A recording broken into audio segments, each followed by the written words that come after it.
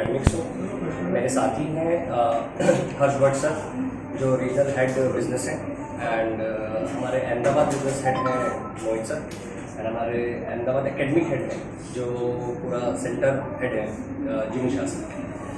आप दिवाली आपको पता है आ रही है, और दिवाली से पहले हम चाहते थे आप सभी से एक बार मिले भी, आपको शुभकामनाएं भी दें, एक एक अच्छा बॉन्ड भी हमारे साथ रहे, और हम विद्यापीठ के एक्सपांशन के बारे में भी और उसकी जर्नी के बारे में भी आपसे बात कर सकें। अभी हम नेक्स्ट ईयर 74 सेंटर्स की तरफ बढ़ रहे हैं। हमने गुजरात के अंदर टोटल आप मान के चलिए अप्रैल में स्टार्ट किया, और काफ़ी अच्छा और उम्दा रिस्पॉन्स हमें मिला।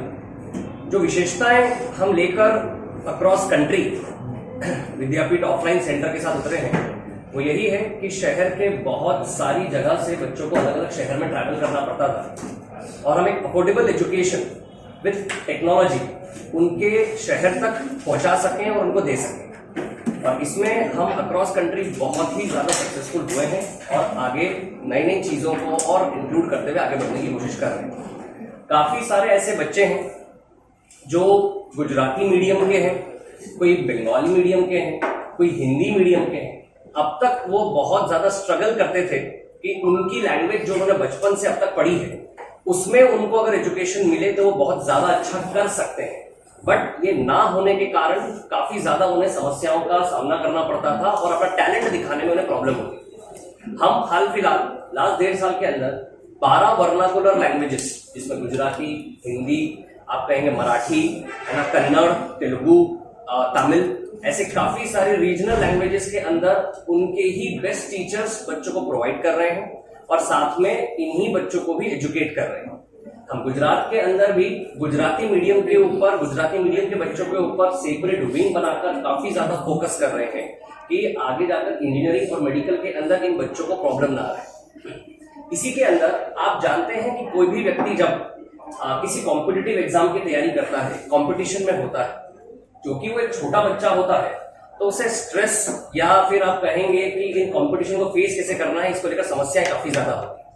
एक इनिशिएटिव जिसने पूरे साल भर के अंदर हमें बहुत ज्यादा सपोर्ट किया, वो क्या, प्रेरणा हेल्पलाइन, जिसके अंदर कोई भी बच्चा किसी भी तरीके की समस्याओं से गुजरता है और उसे किसी की काउंसलिंग की जरूरत होती है, कहीं पर वो फंसता है और उसे लगता है कि मुझे एक साथी की जरूरत है, तो वो प्रेरणा हेल्पलाइन पे बात करता है, और वहां जाकर अपनी जितनी भी प्रॉब्लम्स होती हैं, और कुछ साइकोलॉजिस्ट होते हैं जो काफी प्रोफेशनल्स हैं, ट्रेंड हैं, और बच्चों की मानसिक स्थितियों को समझते हैं और वो उन्हें ट्रेन करते हैं, जिससे हम बच्चों का काफी ज्यादा मानसिक संतुलन बनाने में सक्षम हो। हम चाहते हैं कि हम इसी मेथोडोलॉजी को अलग अलग जगह तक ले जाएं, काफी लोगों के बीच रखें, और बहुत सारे शहरों तक पहुंचाने में कामयाब रहें। इसीलिए हम आप सभी लोगों के साथ आज इसी का बात करने आए हैं।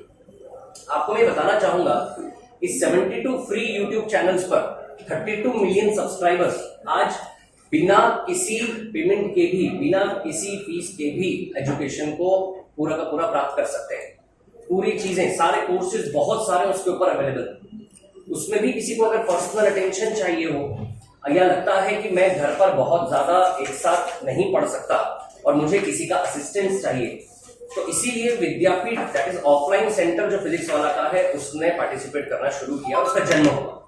कोविड के बाद काफी सारे बच्चे हैं जिन्होंने ये कहा कि सर हम पढ़ तो बहुत अच्छे से रहे हैं, लेकिन हमें एक टीचर का साथ मिले, और जो टीचर जो हमारे साथ रहता हो उसका साथ मिले, उसके साथ उसकी निगरानी में हम आगे बढ़े तो हमें बहुत ज्यादा फायदा होगा। हम साथ बैठकर कंपटीशन का फीलिंग ले सकते हैं। बस वहीं से जन्म हुआ कि विद्यापीठ सेंटर्स ऑफलाइन के अंदर भी आए और एक बहुत ही अफोर्डेबल कॉस्ट के अंदर एजुकेशन प्रोवाइड करा सके।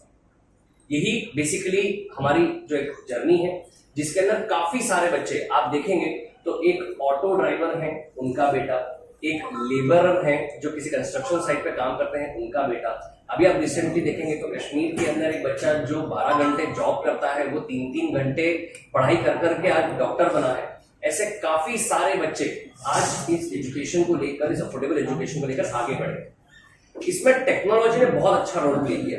आप देखेंगे आज आप फोन अपने साथ रखते हैं, आप देखेंगे पहले जब इवन मीडिया को भी जाना होता था बड़ा कैमरा लेकर जाना होता था। आज आप देखते हैं टेक्नोलॉजी ने कितना ग्रोथ किया है कि आप फोन के थ्रू भी बहुत कुछ कर सकते हैं। कार में देखेंगे बहुत अपग्रेडेशन हुआ है, राइट। आप टेलीविजन में देखेंगे बहुत अपग्रेडेशन हुआ है। तो एजुकेशन के अंदर भी अपग्रेडेशन की बहुत जरूरत थी। ये टेक्नोलॉजी जो दुश्मन बनती जा रही थी, आज वो बच्चों का साथी भी बन सकती है, उसका उदाहरण पेश करना था। इसीलिए आप देखेंगे इस कैमरे के थ्रू, डिजिटल स्क्रीन के थ्रू, बच्चा जो भी क्लास में बैठता है, तुरंत लेक्चर खत्म होते ही जब वो घर पहुंचेगा तब तक वो उसके फोन में वही लेक्चर वापस उपस्थित होता है। उसे कोई भी प्रॉब्लम होती है, फिर से पढ़ना होता है, वो वापस देखकर उसे सीख सकता है। कोई बच्चा बीमार रहा, कोई बच्चा किसी भी इमरजेंसी सिचुएशन के कारण नहीं आ पाया, तो वो लेक्चर से दूर नहीं जाता है, वो घर बैठकर भी उस लेक्चर को पूरा पढ़ता है और उसके बाद अगले ही दिन आके 1-to-1 डाउट सेशन उसके लिए अवेलेबल होते हैं, आके अटेंड कर पाता है। इससे उस बच्चे को बहुत ज्यादा सपोर्ट मिलता है, क्योंकि काफी बच्चे ऐसे होते हैं जिन्हें 1 या 2 बार रिवीजन करने के बाद कुछ चीजें समझ में आती, राइट। और वो बच्चे को ऐसा लगता है कि शायद मैं 1 बार में नहीं समझ पाया तो शायद मैं उतना अच्छा नहीं। लेकिन उसी टीचर से जिससे वो रोज समझता है, जिसके साथ एक अच्छा बॉन्डिंग बना हुआ है, उसी को जब वो देखता है, जैसे हम कहते हैं मीडिया के अंदर भी, हम अगर एक न्यूज चैनल चलाते हैं और हमें एक रिपोर्टर की, मैं अपने दादाजी की बात बता रहा हूं कि उनको सुनते हैं, जब उस रिपोर्टर को सुनते हैं तो उन्हें लगता है हाँ मुझे सब कुछ समझ में आ गया है।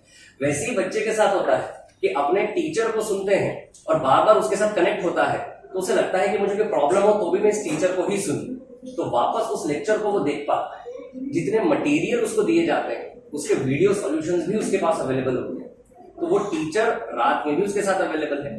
आप अभी देखेंगे कि अभी जेईई और नीट का एग्जाम बस आने वाला है, कल सिलेबस भी आ चुका है।